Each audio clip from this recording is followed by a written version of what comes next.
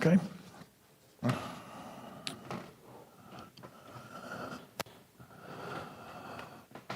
Let me know when we're up there, Joshua.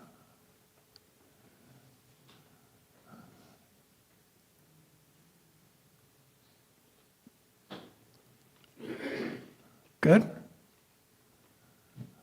Okay, all right. So we had for those of you who are watching, or tried to watch, we had a little bit of a problem with the internet. Not a little bit, a lot of problem with the internet disconnecting. So we have that sermon captured on video, and we're going to post it a little bit later on, so you'll be able to understand the context in which we're going to be doing Flock Talk here in just a moment. So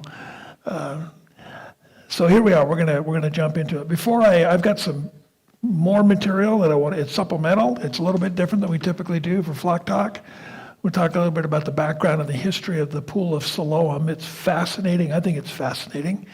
I'll let you be the judge of that while I'm talking about it and so forth. But before we do that, let's do as we customarily do. Ask for any questions, any need for clarification, if you have any comments or insights on the passage of Scripture we looked at this morning at the beginning of John chapter 9. Charles, let's hear from you, and then we'll hear from Dennis.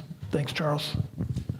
It goes to that one section where you're talking about he sent the gentleman to go to the pool. Yes. What I've noticed, and it goes back to how he hid and slipped out of the temple. Yes. He sent the guy away. Everybody's focused on him. The distraction allows him to slip away again. Where is he? I don't know. He slipped away. Good insight, Charles. I love it. That's great. Dennis. I was just thinking of Naaman, the Syrian commander, and he had to do pretty much the same thing. Go dip himself in the river. How many times? 7 times. You see, now Naaman, though, he was pretty upset about the whole deal. He's like, I got to go step in the water? What's up with that? I mean, come on, why didn't you do something? And the people with him, they convinced him to go ahead on and do it because, hey, if he told you to, climb a high mountain, you'd have done it. So this is easy. So he went and did it, and then he goes back and says, oh, yeah, you're the God. I worship only you now. That's good. That's good. Great addition. Appreciate that. Anything else? Greg. We think of Lazarus raising from the dead as one of Jesus' greatest miracles, but actually he describes this miracle in exactly the same way as he describes Lazarus. He said it is done for God's glory. It's chapter 11, I think. Very good. Good addition. Yeah, it'd be an interesting conversation sometimes. What do you think is the most significant miracle that Jesus performed? Of course, it would be the resurrection. But aside from the resurrection, to think about, his miracles and which ones speak to you personally and why, that's that'd be a good conversation at some point. Good. Anybody else? Questions, comments? I'm pretty sure that creation was a pretty doggone big miracle. Yeah, it's nice. Yeah. Yeah. Everything out of nothing. Wow. Okay. How are we doing for the volume in here? Is it okay? It sounds a little hot, a little ringing. We're doing okay? All right. Good. All right. So I am going to continue on. I'm going to add some more information here. And those who are watching, type in a question or a comment, and we're monitoring the comments, and then we'll get you involved as well in that. So love to have you participate. So there's a biblical architect. His name is Lean Rittmeyer. He's from Australia. And he recreates biblical structures and buildings and locations and things.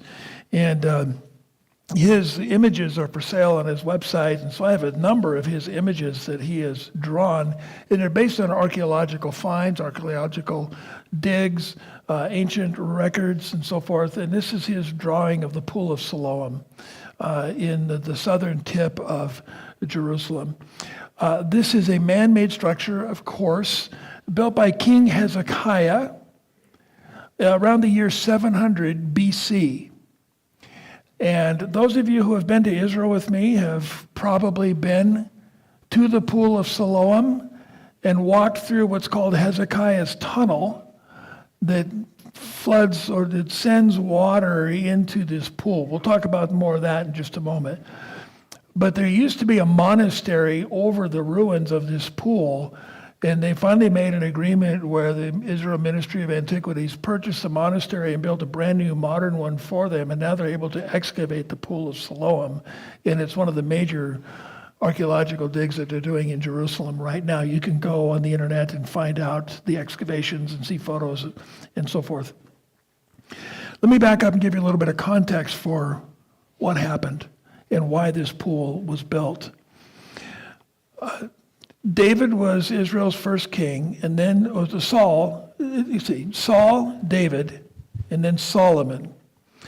And the next, under Solomon's leadership, when he died, his son Rehoboam became the king of Israel. Under Rehoboam's poor leadership, the kingdom of Israel divided into two, 10 tribes to the north, 2 tribes to the south. And it's referred to as a divided kingdom. So you've heard about the 10 lost tribes of Israel. Those are the 10 northern tribes that were taken captive by the Assyrians. And then those tribes dispersed, went up into Europe and over into Asia, into Asia Minor and other places like that.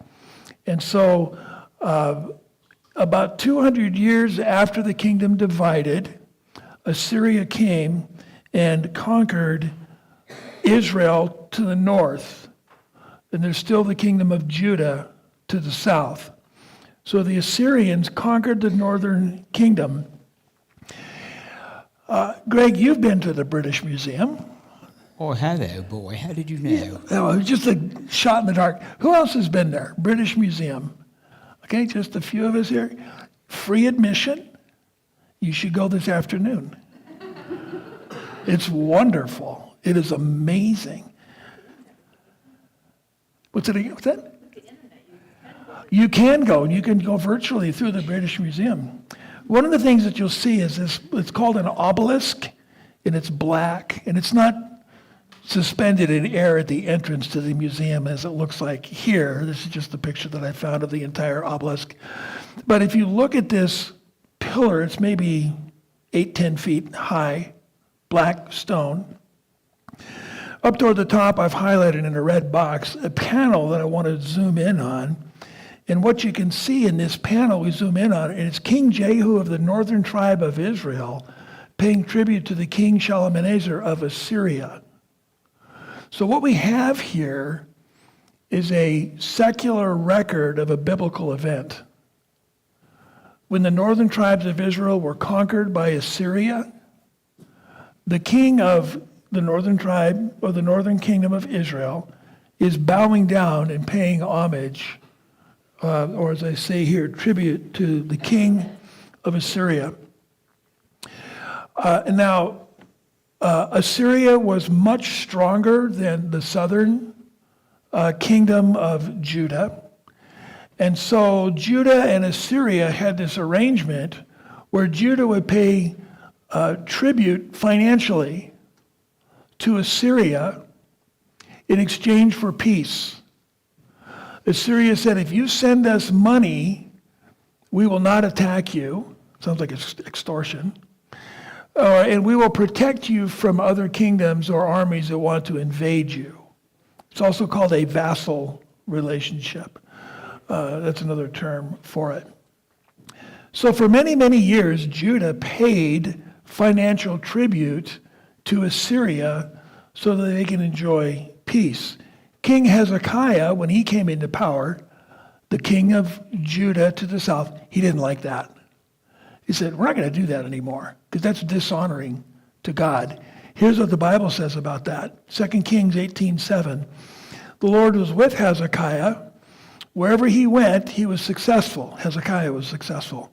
And Hezekiah revolted against the king of Assyria and did not serve him. He's saying, we're not paying tribute anymore. We're not going to serve you anymore. This is ungodly. It's a lack of faith. It's disobedient to God. Disobedience to God, it's a spiritual compromise, and we're not going to do that. Well, King Hezekiah knew that it was going to cost him dearly, that they would probably be attacked by Assyria because of his obedience and their obedience to God. So you might know this, but just last month, the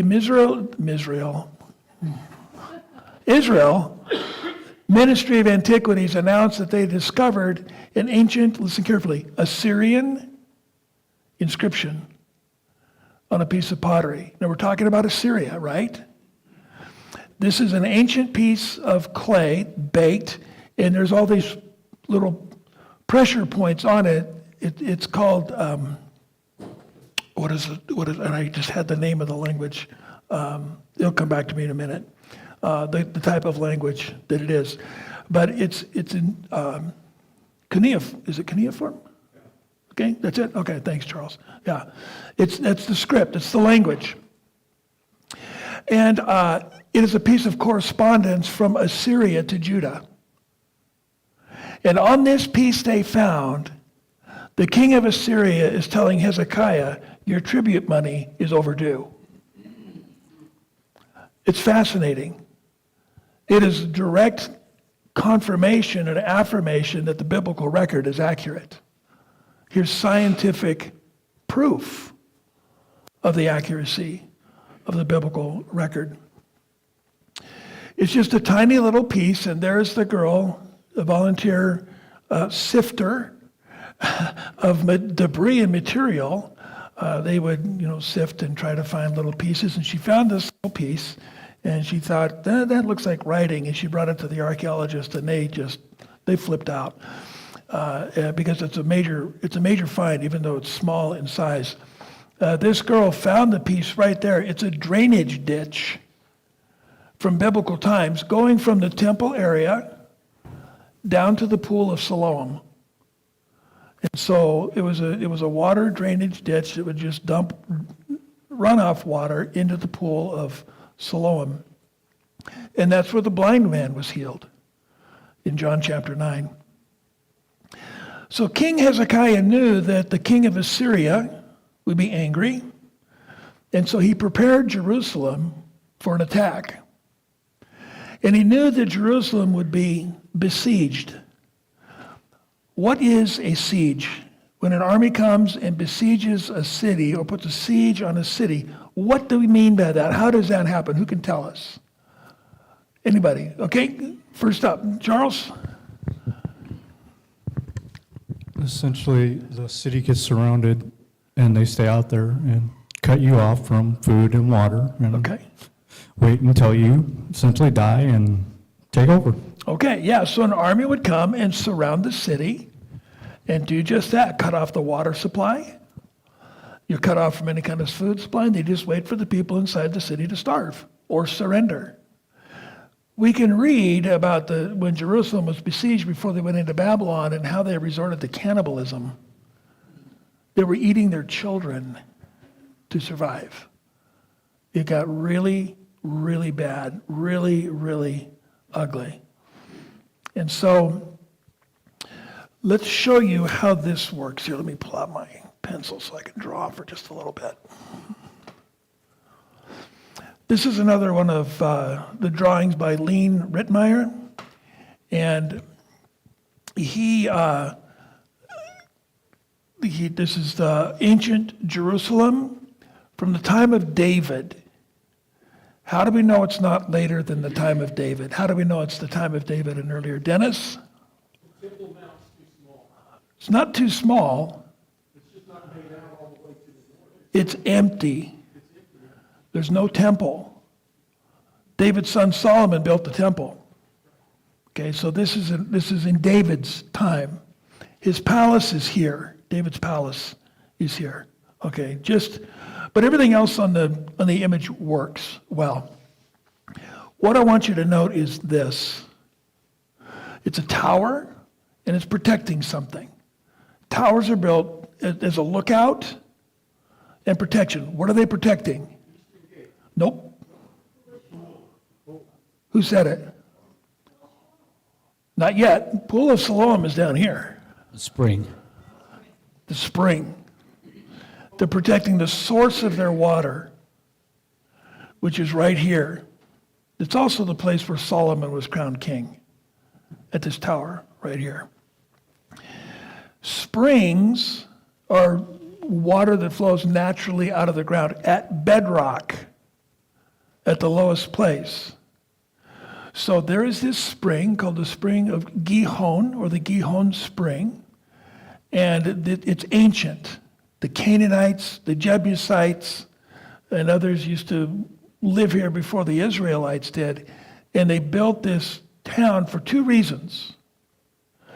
It used to be called Jabus, now it's called Jerusalem. Two reasons. First of all, there's water. Secondly, there's elevation. Do you see how the city is built up on a hill? There's a military advantage. Height is your friend when you need a military defense.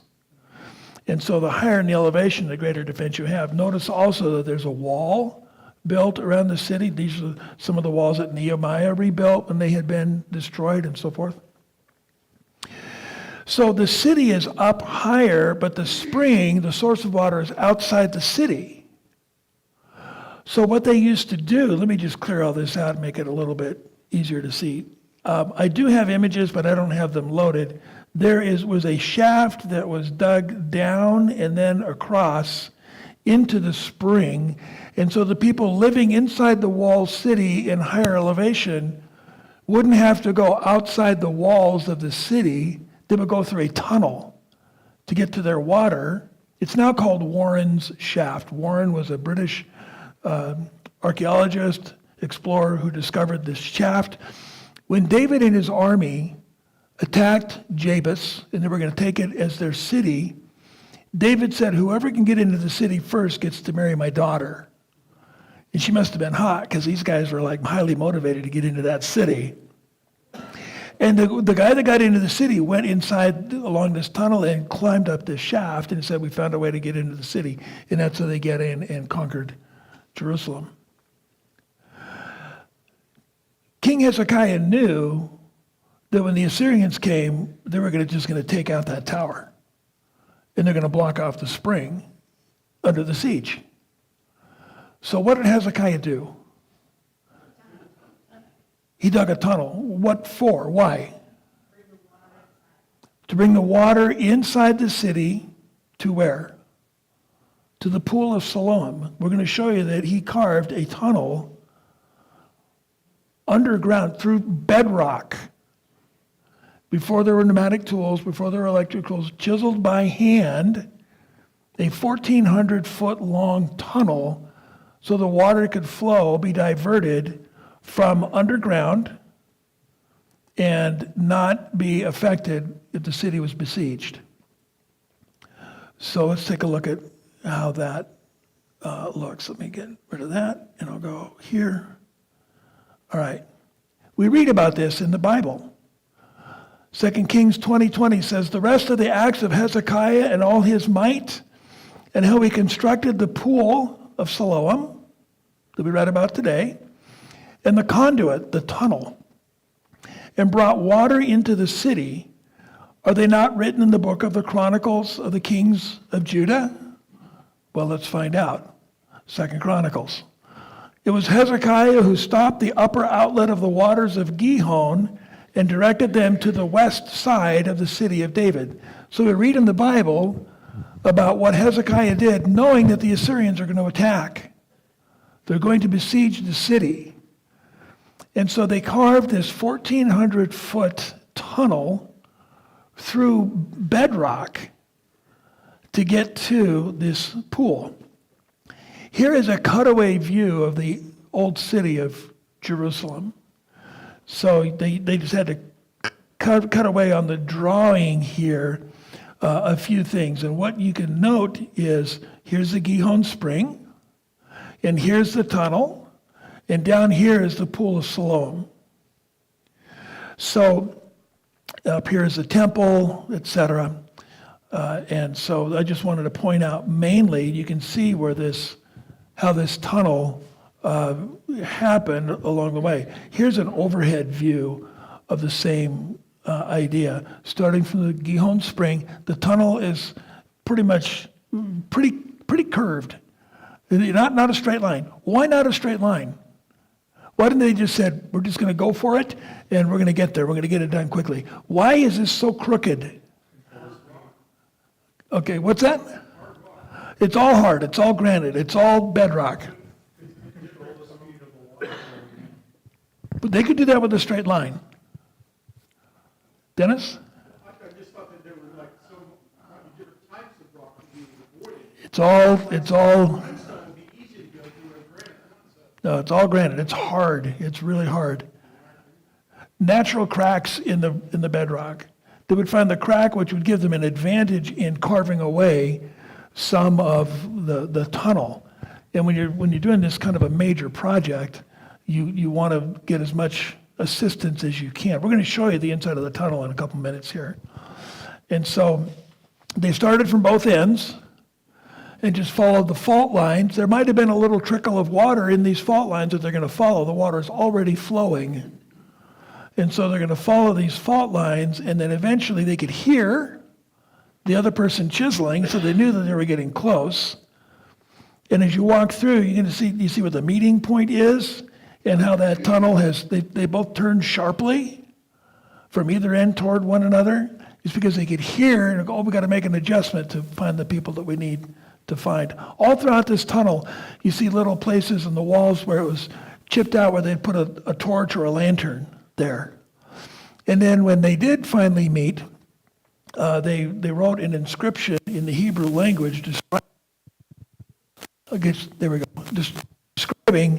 how they met. This is the location where we met, and it's an ancient Hebrew script. That is now in the Museum of the Orient in Istanbul, Turkey, that actual piece that's there. Okay, let me see what I've got here. So Jerusalem drew their water from the Gihon spring.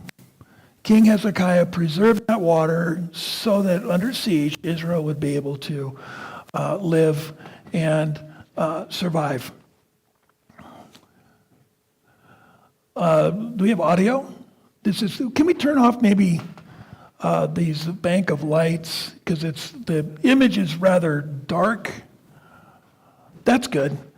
Here's a couple of videos. First one is portrait. Next one's going to be landscape, so it's going to be easier to see. I took these videos walking through this tunnel. You go about 30 or 40 feet into it, and then it's just pitch dark because there's no light. You have to wear a headlight or whatever it is. So here's what this is like. So this is at the source of the Gihon Spring, still flowing after thousands of years.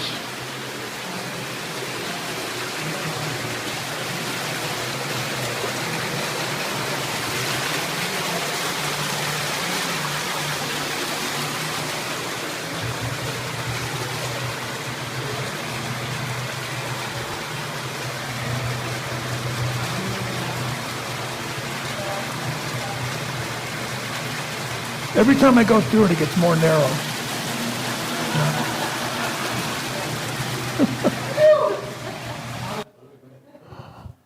Okay, here's another one. Let's take a look at this one.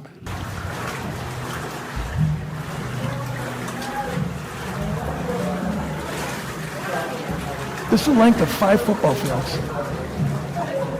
5 football fields long. It's amazing.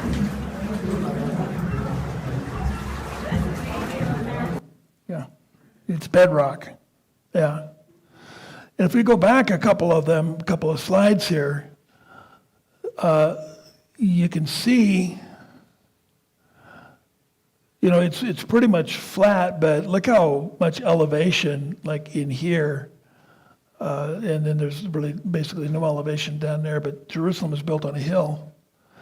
So they wanted that water just to flow at just a right enough angle to just drop down in there into the pool of Siloam. So let's get past these. All right. So now we go back to John. This is the statement that we read earlier this morning, and I didn't really explain it because I want to explain it to you right now. The pool of Siloam, and John says, which is translated sent. Why?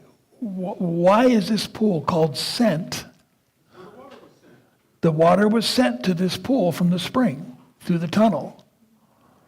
And that's why it's called sent, because the water was sent there. And there's a prophetic nuance here as well. How many times has Jesus been saying that God sent him? Many, many, many times. He keeps repeating it over and over and over again. This word Siloam comes from a Hebrew word Shiloah. Shiloah. And here's a verse in Isaiah chapter 8, verse 6. These people have rejected the gently flowing waters of Shiloah. That's a messianic prophecy. So one of the messianic names for Jesus is Shiloah or Siloam. And that's also the name of this pool where this man was healed, where he was given sight, where he could see the physical miracle illustrating the spiritual promise that if you follow me, you won't walk in darkness. And this man who was healed at the pool is no longer walking in darkness. He's been healed. So we know that Assyria did attack Jerusalem. What did Hezekiah do in anticipation of the attack? Do you remember what Hezekiah did? He prayed, and he wrote a letter to God. And he spread it out before God, and he read this letter as his prayer. And he's pleading with God for mercy, for God's intervention. And how did this story end? Who knows the end of this episode? How did this conflict resolve? The people in Jerusalem woke up the next morning, and every single one of the Assyrian soldiers was dead. The angel of the Lord came and struck every single Assyrian soldier dead. And God spared them miraculously. He answered prayer. And he spared his people. It's an amazing account.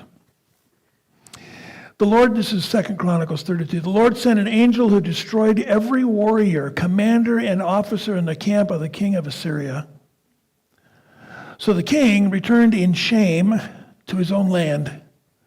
And when Sennacherib, the king, had entered the temple of his God, some of his own sons killed him there with the sword. So the Lord saved Hezekiah and the inhabitants of Jerusalem from the hand of Sennacherib, the king of Assyria, and from the hand of all others, and guided them on every side. That's awesome. That's awesome. Now, if you go to the British Museum, free admission, you should go today. One of the things that you'll see is the Sennacherib prism. It's in cuneiform. It's the same language as that little piece of pottery found in Jerusalem. Just last month, they just announced it. It's brand new. Same language. This is Sennacherib's record of his military campaigns in what's called the Levant, the eastern side of the Mediterranean Sea, including Judah, the kingdom of Judah. We know from the biblical record that he failed. So how did Sennacherib save face? How did he save his own ego, preserve his own ego? Here's what's recorded on the part of what's recorded on this prism. As for Hezekiah, I shut him up like a caged bird in his royal city of Jerusalem. What a spin.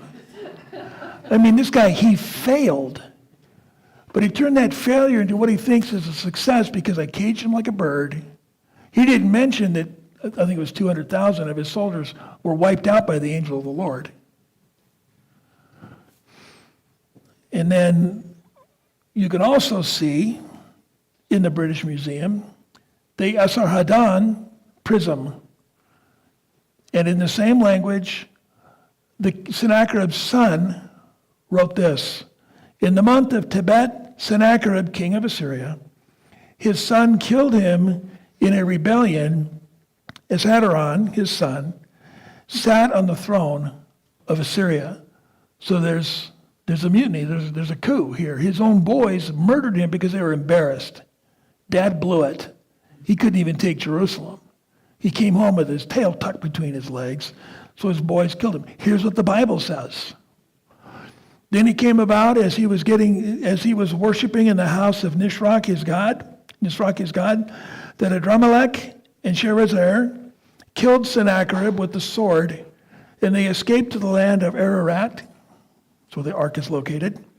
And his son Esarhaddon became king in his place. It's exactly what the non-biblical record says.